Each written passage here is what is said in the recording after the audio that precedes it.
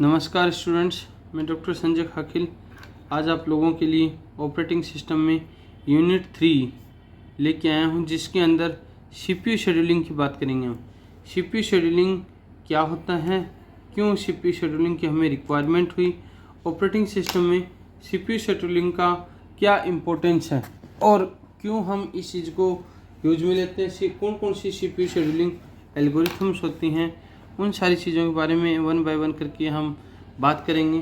सबसे पहले थोड़ा सा मैं इंट्रोड्यूस कर दूं, सीपीयू शेड्यूलिंग होता क्या है उसके बारे में मैं आपको बता देता हूं। सीपीयू जब पर्टिकुलर किसी भी प्रोसेस को जब शेड्यूल करते हैं हम, तो उसको जब किसी भी टाइम वर्क के हिसाब से हम सेंट्रल प्रोसेसिंग यूनिट में किसी शेड्यूलिंग करते हैं किसी भी प्रोसेस का, तो पर्टिकुलर कोई भी एलोकेट होता है प्रोसेस जो सीपीयू को एक प्रोसेस से दूसरे प्रोसेस तक जाने के लिए जो टाइम यूटिलाइज होता है उसको सीपीयू शेड्यूलिंग टाइम बोला जाता है। जब हम सीपीयू शेड्यूलिंग की बात करते हैं तो इसके अंदर सबसे पहले हम इसका इंट्रोडक्शन की बात करेंगे।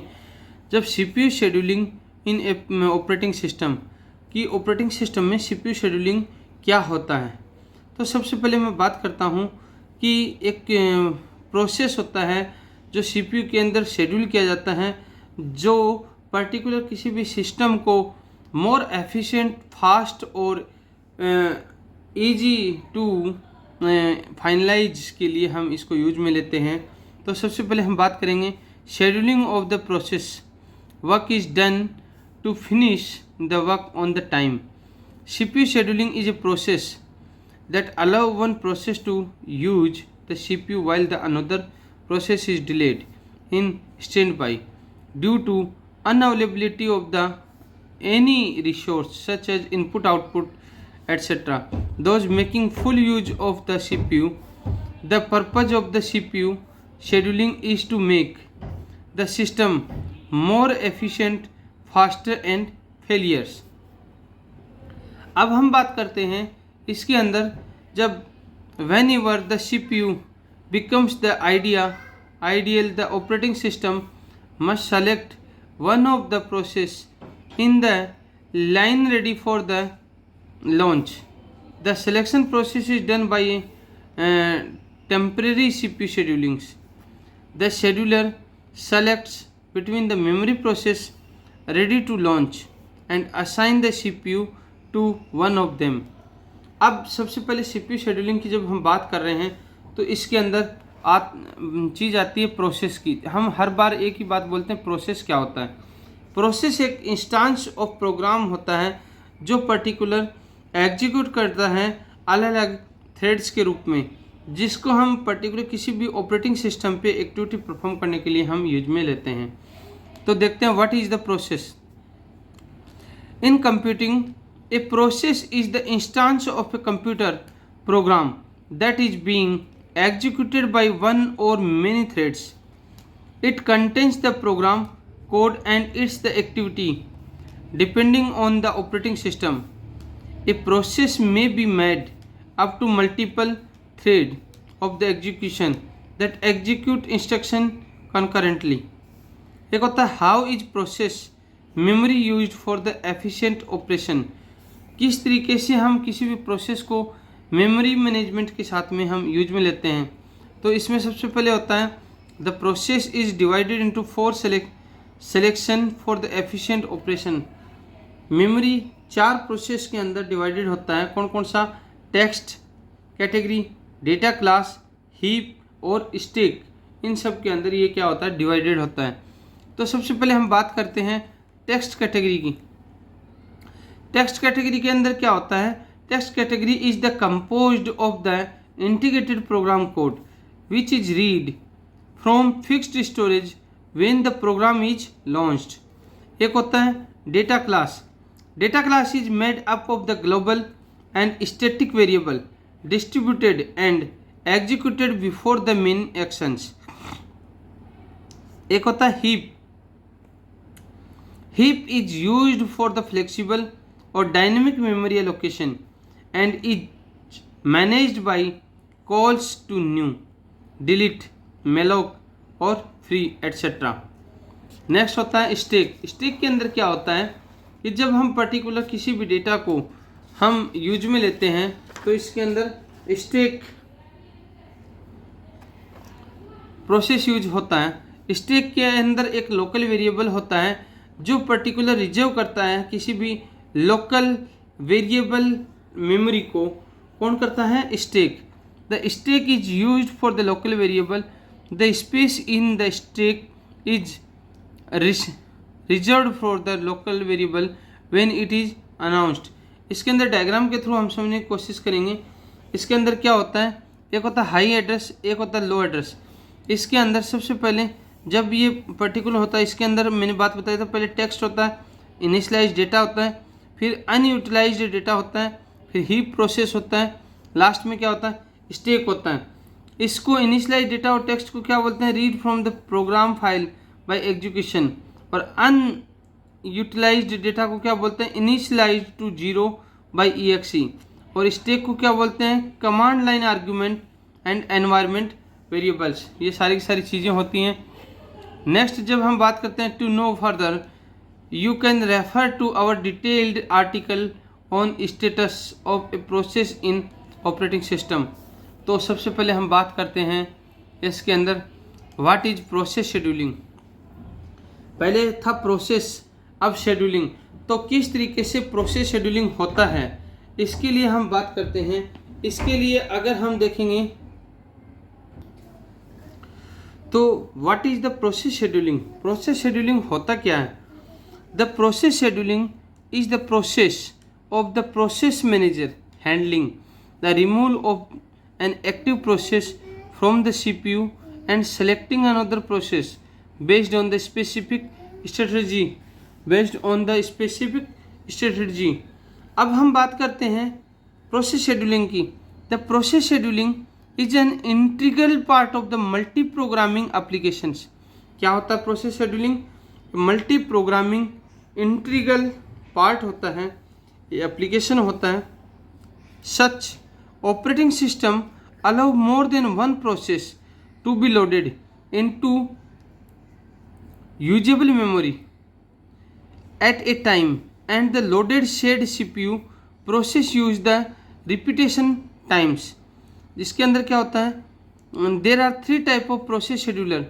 कौन कौन सा होता है? पहला होता है लॉन्ग टर्म और जॉब शेड्यूलर, सेकंड होता है शॉर्ट टर्म और CPU शेड्यूलर, थर्ड होता है मीडियम टर्म शेड्यूलर। ये इसके क्या होते हैं? प्रोसेस शेड्यूलर के टाइप्स होते हैं। दूसरी चीज़ जब हम बात करेंगे तो नेक्स्ट हमारा होता है why we need to schedule process. हमें ज़रूरत क्यों पड़ी? Why do we need to schedule process. हमें ज़रूरत क्यों पड़ी? क्योंकि सबसे पहले हमें ज़रूरत पड़ी किसी भी प्रोसेस को, जब हमारे कंप्यूटर सिस्टम के अंदर कोई भी प्रोग्राम एग्जीक्यूट होता है, कोई भी प्रोसेस जब एग्जीक्यूट होता है तो वो स्टार्टिंग कहाँ से करता है? अराइवल टाइम से करता है। और उसको जो अराइवल टाइम से स्टार्ट करके और जब वो डिपार्चर तक पहुँचता है, एग्जीक्यूशन टाइम तक पहुँचता है, जब उस रास्ते को वो तय करता है, उस प्रोसेस को जब कंप्लीट करता है, जो कंप्लीट होने में टाइम लगता है उसको बोलते हैं बस टाइम, जिसको शॉर्ट में बोला जाता है एग्जीक्यूशन टाइम। अब दूसरी चीज़ जो मैं बात करता हूँ शेड्यूलिंग, तो उसके लिए हमें शेड्यूलर की रिक्वायरमेंट हुई क्योंकि हमें पर्टिकुलर प्रोसेस को हमारे CPU के साथ में क्या करना पड़ता है? शेड्यूल करना पड़ता है। Scheduling is important in many different computer environments. One of the most important area is scheduling which programme will work on the CPU. This task is handled by the operating system of the computer, and there are many different ways in which we can choose to configure the programs. एक होता है process scheduling.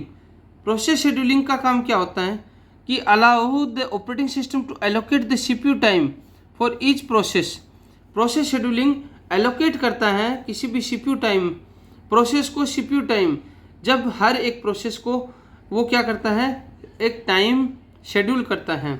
Another important reason to use a process scheduling system is that it keeps the CPU busy at all times. This allow you to get less response time for the programs. एक होता है consider that there may be hundreds of programs that need to work. The operating system must launch the program, stop it, switch to another program, etc. The way the operating system configures the system to run another in the CPU is called context switching. If the operating system keeps the context switching program in the out of the provided CPU, it can give the user a tricky idea that he or she can run any program he or she wants to run all at once. Next हमारा होता है process. जब हम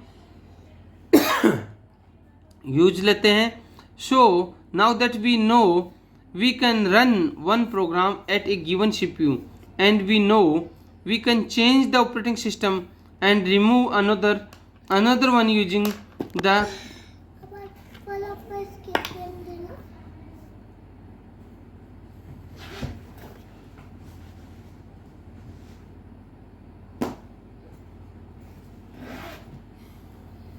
context switching.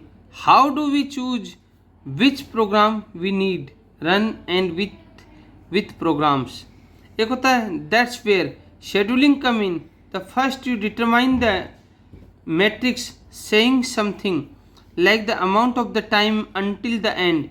We will define this the matrix and the time interval between which a function enters the system until it is completed. Second, you decide on a matrix that the reduce matrix we want over the task to end as soon as possible. एक होता है what is need for CPU scheduling algorithm. हमें क्यों ज़रूरत पड़ी CPU scheduling algorithms की?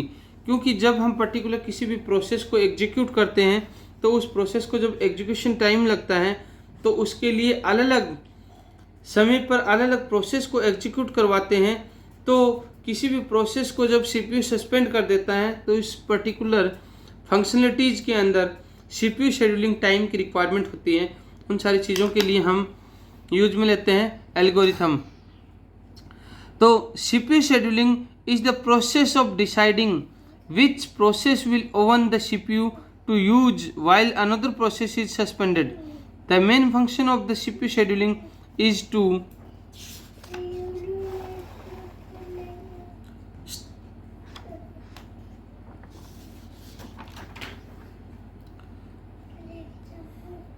ensure that whatever the CPU remains ideal, the operating system has at least selected one of the process available in the ready to use lines. एक होता है multi programming. Multi programming क्या होता है? If the long term scheduler selects the multiple input output binding process then most of them the time the CPU remains an ideal. The function of an effective program is to improve resource utilizations. अब कुछ objectives होते हैं. Objective कौन कौन से होते हैं? Objective of the process scheduling algorithms. इसके अंदर पहला होता है utilisation of CPU at maximum level, keep CPU as busy as possible. एक होता है allocation of CPU should be fair. Next होता है throughput should be maximum, number of process that complete their the execution per time unit should be maximised. एक होता है minimum turn around time, time taken by a process to finish execution should be the least. एक होता है there should be a minimum waiting time and the process should not stew in the ready queue. Minimum response time, it means that the time when a process produce the first response should be as less as possible. ये सारा का सारा हमारा process था. इसके अंदर हम सबसे पहले एक चीज़ और बात करते हैं, what are the different terminology to take care of an any CPU scheduling algorithms. इसके अंदर जब हम बात करेंगे तो CPU शेड्यूलिंग एल्गोरिथम जब हम यूज में लेते हैं तो इसके अंदर चार चीज़ें होती हैं. एक होता है अराइवल टाइम, एक होता है कंप्लीशन टाइम, एक होता है बर्स्ट टाइम, एक होता है टर्न अराउंड टाइम. जब अराइवल टाइम क्या होता है, जब पर्टिकुलर कोई भी प्रोसेस जब एग्जीक्यूशन के लिए स्टार्ट होता है तो उसको क्या बोलते हैं, अराइवल टाइम बोलते हैं। कंप्लीशन टाइम क्या होता है, जब वो प्रोसेस एग्जीक्यूशन टाइम में जब चल रहा है एग्जीक्यूट होने के लिए, तो स्टार्टिंग से एंडिंग तक उस प्रोसेस को एग्जीक्यूट होने में जितना टाइम लगता है उसको क्या बोलते हैं, हम बस टाइम बोलते हैं। और कंप्लीशन टाइम, जब पर्टिकुलर वो प्रोसेस कितने समय में कंप्लीट हो रहा है उसको क्या बोलते हैं, कंप्लीशन टाइम बोलते हैं। और टर्न अराउंड टाइम क्या होता है, वो दोनों के बीच का डिफरेंस होता है। इसका अराइवल टाइम और कंप्लीशन टाइम दोनों के बीच का डिफरेंस होता है, कौन, टर्न अराउंड टाइम होता है। तो अराइवल टाइम की बात करते हैं, time at which the process arrive in the ready queue. एक कंप्लीशन टाइम होता है, time at which process complete its the execution. तो burst time, time required by process for the CPU execution. और turn around time, the difference between completion time and arrival time. जो formula turn around time equal to completion time minus arrival time. और जब हम बात करते हैं waiting time की, waiting time क्या होता है, वेटिंग टाइम वो होता है the difference between turn around time and burst time, जिसका फॉर्मूला आता है waiting time equal to turn around time minus burst time.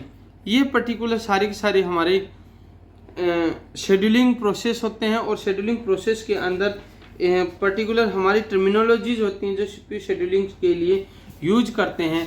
और आगे हम लेक्चर में सीपीयू शेड्यूलिंग एल्गोरिथम्स के बारे में लेके आएंगे। तब तक आप लोग हमारे साथ बने रहिए, सेफ रहिए, सुरक्षित रहिए। नमस्कार। और अगर मेरा वीडियो लेक्चर अच्छा लगे तो आप इसको ज़्यादा से ज़्यादा लाइक कीजिए, कमेंट कीजिए और सब्सक्राइब कीजिए, शेयर कीजिए। नमस्कार।